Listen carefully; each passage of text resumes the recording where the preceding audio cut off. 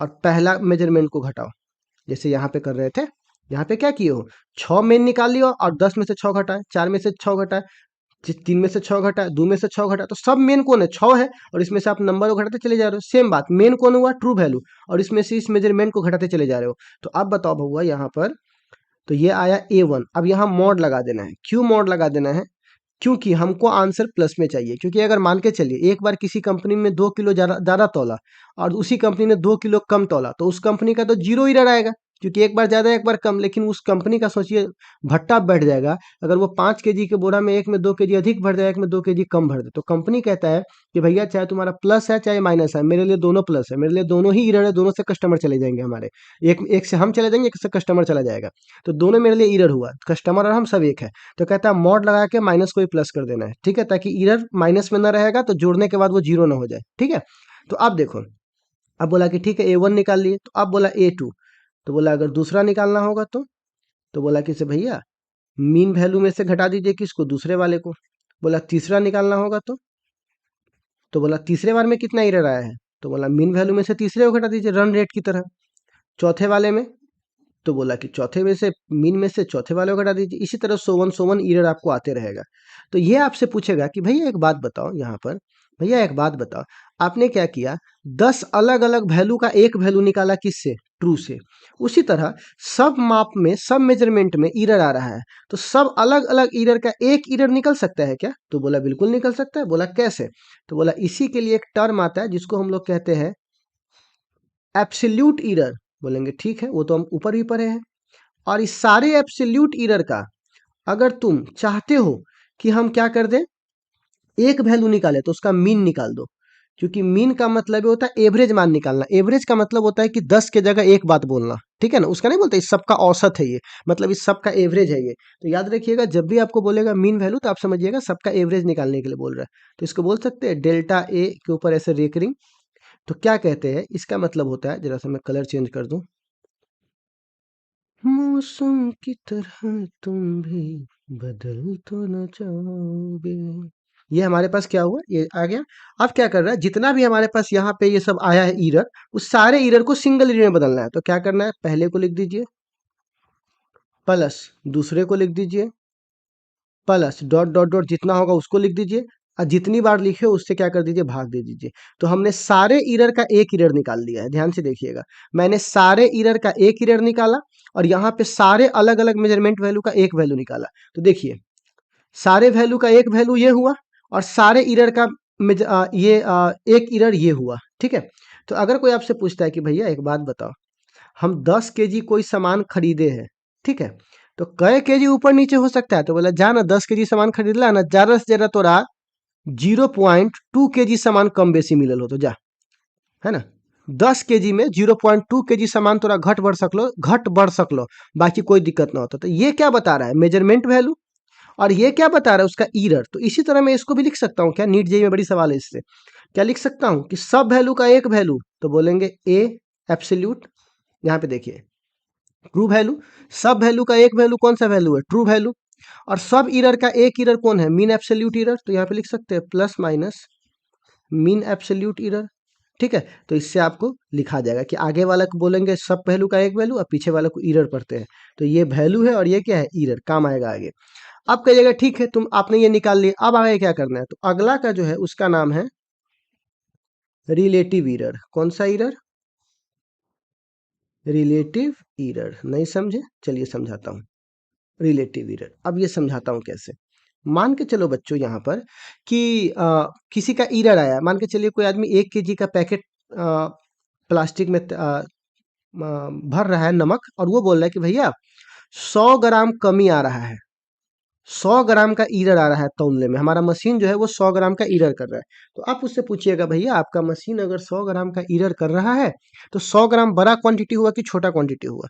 आप बताइए, जो मशीन अगर 100 केजी का बोरा तौल रहा होगा, उसके लिए 100 ग्राम छोटा होगा, लेकिन जो 1 केजी का बोरा अगर पैक कर रहा होगा उसके लिए क्या होगा, 100 ग्राम बहुत बड़ा राशि हो जाएगा। तो यहाँ पर 100 ग्राम ना छोटा है ना बड़ा है, वो डिपेंड करता है कि इनिशियल वैल्यू क्या है, मतलब कितना में कितना आ रहा है। तो रिलेटिव एरर कहता है, मैं यही बताने आया हूँ कि भैया जो आपका वैल्यू है, ठीक है ना, जो आपका रियल वैल्यू था, मतलब ट्रू वैल्यू था, उसको जितना आपका ईरर आया है मतलब मीन एब्सोल्यूट ईरर, उससे भाग दे दीजिए। ठीक है, तो इससे तुमको पता चल जाएगा कि 10 मेजरमेंट का एक मेजरमेंट ये आया और 10 ईरर का एक ईरर ये आया, तो सबका रिप्रेजेंटेटिव ये और सबका इस दोनों को भाग दे दीजिएगा। ठीक है ना, तो आपको पता चल जाएगा कि कितना में कितना आया, मतलब इसी को हम लोग बोलेंगे रिलेटिव ईरर। ठीक है, तो रिलेटिव ईरर का डेफिनेशन भी, अभी डेफिनेशन का तो काम है नहीं आपको क्योंकि आप लोग टारगेट पर रहे हैं, पर फिर भी अगर लिखते तो आप लिख देते it is the ratio of true value to the mean absolute error. ठीक है ना, मीन एब्सोल्यूट वैल्यू, तो ये हो गया। तो आप कह सकते हो रिलेटिव ईरर क्या दे रहा है, नंबर दे रहा है कि भैया इतना में इतना। ठीक है, ये आपको आ रहा है। ठीक है, सॉरी उल्टा लिखा गया है ना, सॉरी सॉरी सॉरी, यहाँ पे थोड़ा एक बार उल्टा लिखा गया। यहाँ पे क्या है ना कि जो ईरर आ रहा है उस ईरर को उसके शुरुआती मान से भाग दीजिए, तब ना पता चलेगा, उल्टा लिखा गया था सॉरी। अब यहाँ पर क्या है, इसको बोलेंगे रिलेटिव ईरर। तो रिलेटिव ईरर का मतलब हुआ कि जो वैल्यू आपको जो ईरर आया है उसके रिलेटिव शुरुआती मान से भाग दीजिए, तभी पता चलेगा कि भैया रिलेटिव ईरर क्या है। जैसे मान के चलिए किसी फिल्म ने 10 करोड़ कमाया है, किसके तुलना में, अगर उस फिल्म में अगर 1000 करोड़ रुपया लगा हुआ है तो क्या ये 10 करोड़ बहुत बड़ी राशि है, बिल्कुल नहीं। लेकिन अगर यही 10 करोड़, अगर 10 करोड़ लगा के 10 करोड़ कमा लिया तो बहुत बड़ी बात है। तो कहने का मतलब यही होता है बेटा कि जब तक आप शुरुआती वैल्यू से भाग नहीं दोगे तब तक आपको इसका पता नहीं चलेगा कितना बड़ा प्रभाव है। तो कहिएगा ठीक है सर, रिलेटिव ईरर समझ में आ गया। इसी में एक टर्म आता है जिसको हम लोग बोलते हैं परसेंटेज ईरर। आखिरी कहिएगा परसेंटेज ईरर, ये क्या होता है। कहिएगा देखो, जब आप किसी को मार्क्स बताओगे ना कि मेरा 415 नंबर आया है, तो बोलेगा हाँ ठीक है। आप ग्रेजुएशन में जाओगे तो आप बोलोगे कि भैया मेरा 700 नंबर आया, तो उसको क्या पता तुम कितना नंबर का देकर आए हो। तो वो आपको ये बताने की कोशिश करेगा कि भैया एक काम करो, तो परसेंटेज में हमको बता दो।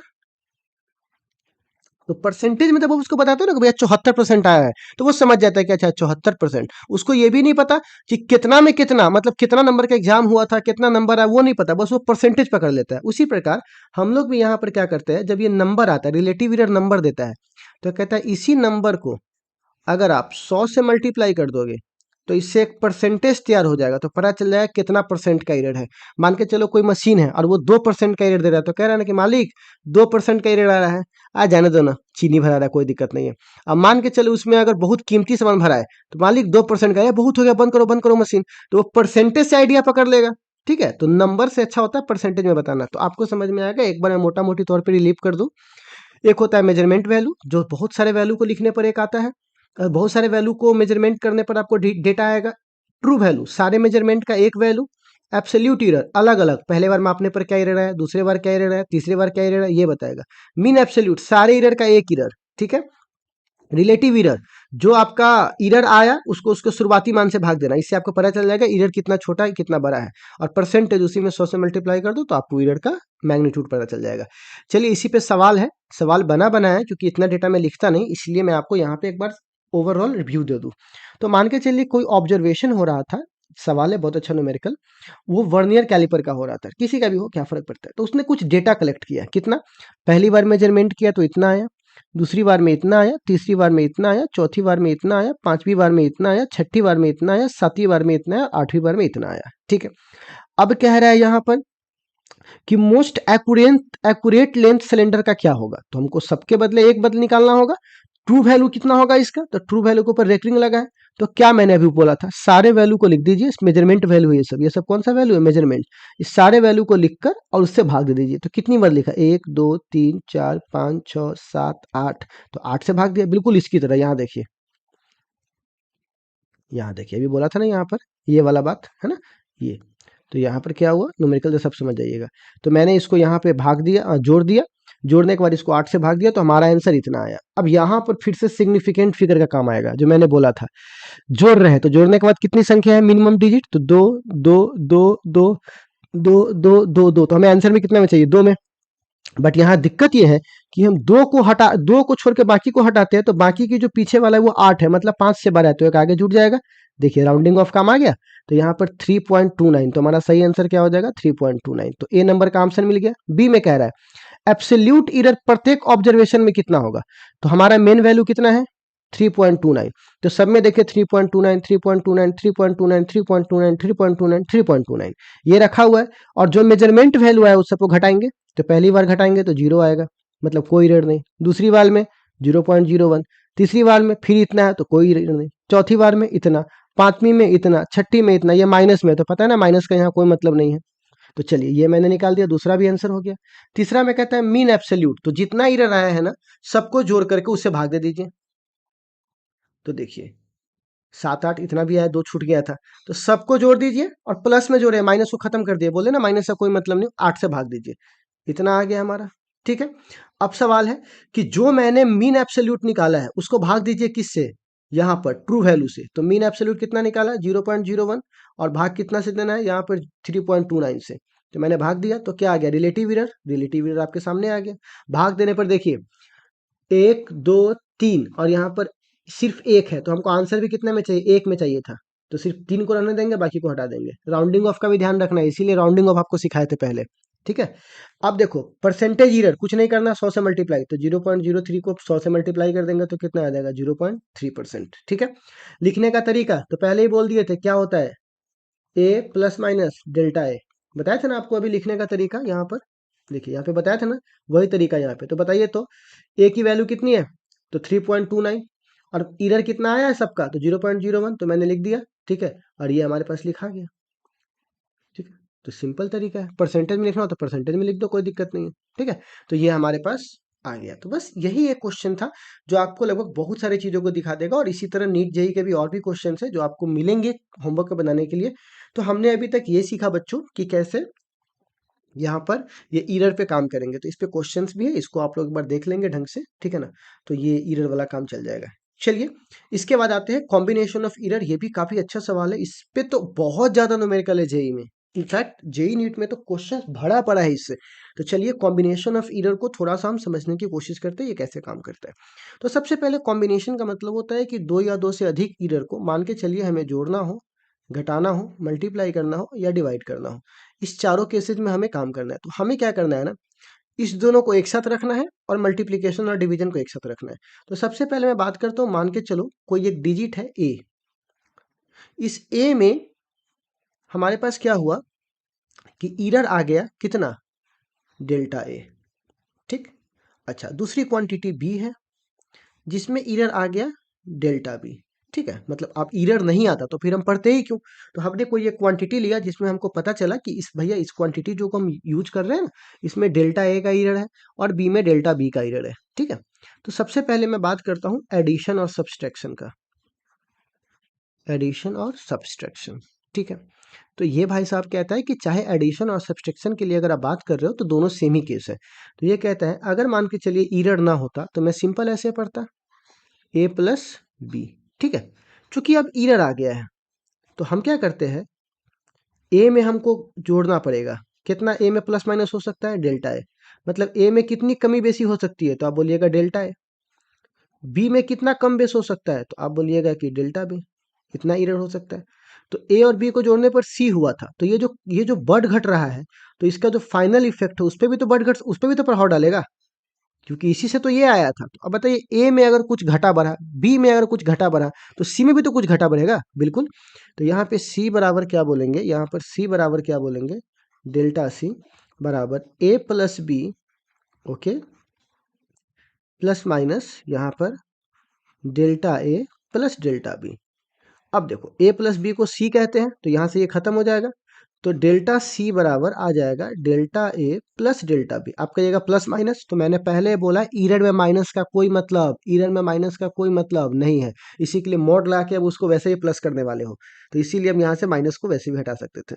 तो डेल्टा सी बराबर क्या हो गया, delta A plus delta B. तो याद रखिएगा यहाँ पर कि ईरर का फॉर्मूला आएगा, तो आप सीधे बोलिएगा कि अगर मान के चलिए यहाँ पर मैं डेमो भी आपको दिखा देता हूँ, अगर मान के चलिए यहाँ पर 2 प्लस 0.2 है, यहाँ पे 3 प्लस 0.3 है, तो कोई पूछेगा एरर कितना आएगा, तो पहले इसको जोड़ दीजिए, इसको जोड़ दीजिए, तो 0.2 प्लस 0.3 तो बराबर 0.5 हो गया आंसर, सिंपल। तो एरर में क्या होता है कि उसके जो पीछे एरर है उसको और इसके पीछे एरर दोनों को जोड़ दीजिए। कहिएगा घटाने में भी सेम होगा, क्योंकि जब मॉड लगता है तो माइनस भी तो खत्म हो जाएगा। तो जो रूल ऐड के लिए लागू होगा वही किसके लिए लागू होगा, सब्ट्रैक्ट के लिए। ठीक है ना, तो दोनों के लिए क्या है, सेम रूल लागू होगा, इसीलिए दोनों एक ही रूल में चला जाएगा। अब आते हैं मल्टीप्लाई और डिवीजन। तो यहाँ पे मैं बात करता हूँ प्रोडक्ट और डिवीजन। ठीक है, प्रोडक्ट और डिवीजन, गुना और भाग, ठीक है। तो यहाँ पे प्रोडक्ट और डिवीजन वाले रूल में भी हम सेम काम करेंगे। कैसे, सो देखिएगा। तो ये कहता है, मान के चलिए कि हमारे पास सी है, सी